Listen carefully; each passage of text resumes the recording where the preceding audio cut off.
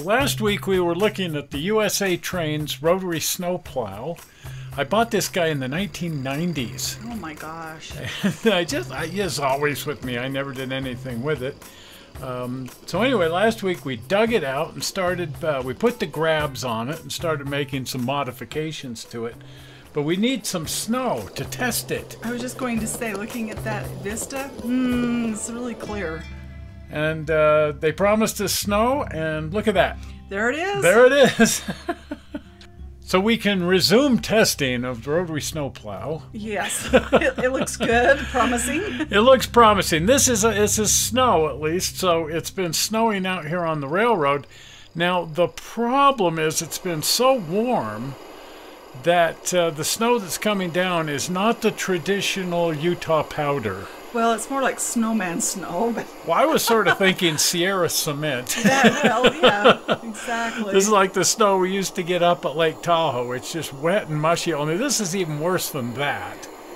Yeah. I would actually put this in the same category with a 7-Eleven Slurpee or something like that. It is just really wet, mushy snow, and the Rotary's just having a heck of a time with it. Yeah. Yeah.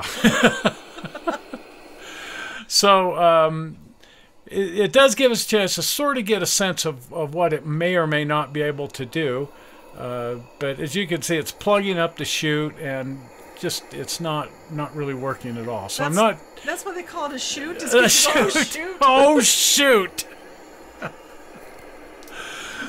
Well, I am getting a face full of it, so it's capable of that. I'm not going to put a locomotive on here just yet, because what would be the point? You just get a cup out and some syrup and you'll have a snow cone. Yeah, it's ready for that, I'll tell you what. Anyway, I decided to call out the C19. And let's see if the C19 can push it. I somehow don't think that it can, and I was not disappointed. There it is, pushing with all the strength it's got, and we're going absolutely nowhere. Reminds me of my previous home before I moved here. I loved winter. Yeah, it looks like getting to work in the morning. Yeah, slipping, sliding, and can I get out of the driveway? No. You still have to be to work, though. Well, I can see two modifications that are going to need to happen here. For one, I was planning to increase the voltage on this by going to a battery operation on the rotor and take that up to a higher voltage so it's not running off of the track voltage, and put a 12-volt battery in there that just gives a constant 12 volts to the motor, irrespective of what the locomotive is doing. And then we're going to have to order some better snow. Either that or snow sculpture another train. Snow sculpture another train, because this stuff you could definitely sculpt with it, but plow with it. Well, it pushes along. It could be another train. Yeah, this is the railroad guys call this bucking, where you just keep ramming the snow with the rotary snow plow until you eventually push your way through. Anyway, instead I just dug out the brush and cleaned it off that way. But you can see it's just a big pile of slush down here, and there's no way this is going to actually be able to work. It sure looks good doing it, though. Well, that's the key. This is model railroading. Well, and it's neat. I like this garden railroad. The only reason I want to throw snow is because that'll look neat. Of course. Not for any practical purpose. No, but it's fun to do. But it sure looks neat just even pushing the rotary snowplow around with the C19. This is just going to be an enormous amount of fun running this guy out here. And who knows if we get just the right amount of snow. But I think that's our Christmas card right there. I think so, yes. Yeah. Definitely. I can feel that vista, yes. Because that's just about as that is what garden railroading is all about. Exactly. Right there. That is just really fun.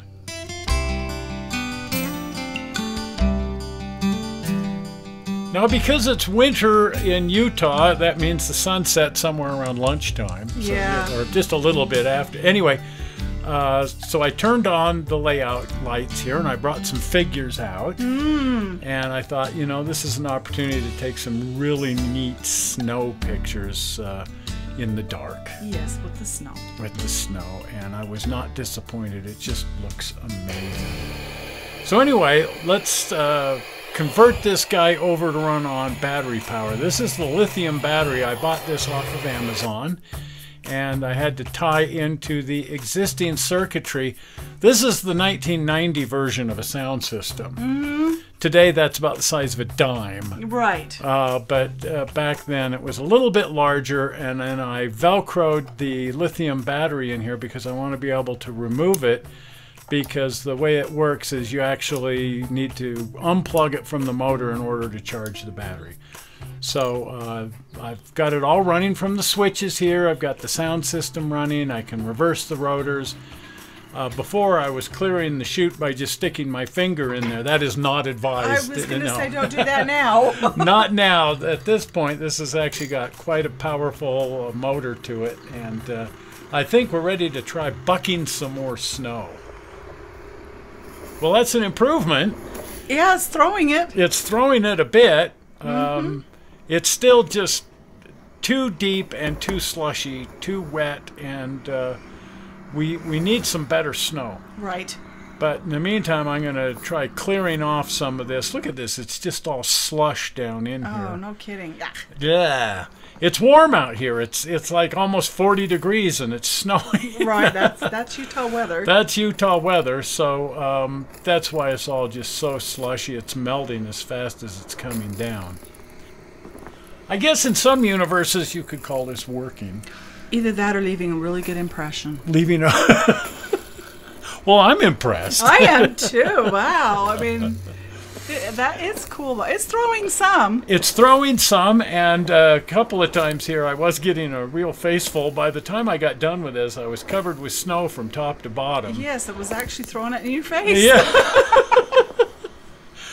And it's leaving a lovely impression in the snow. It is. And it looks like a rotary snowplow has been through here. Again, I wouldn't dare try pushing this with the locomotive. We'd get nowhere. But I'm having some fun just kind of testing. And like I say, we need some better snow. Okay, we need that powder. But there again, there's another Christmas isn't card. That pretty? Wow. And that is real snow, folks. That is the real deal. Yeah. And after pushing it through here, look at that. It's ready to go. It actually looks like a rotary snowplow has been through here clearing off the railroad. Yes, I want to go in where it's warm and have some soup. Let's do that. Well, the next morning we had some drier snow. Oh, boy. And check this out. Look at this. It's a little too deep for it now. It's clear up over the cab of the thing, so I'm knocking it down with a brush.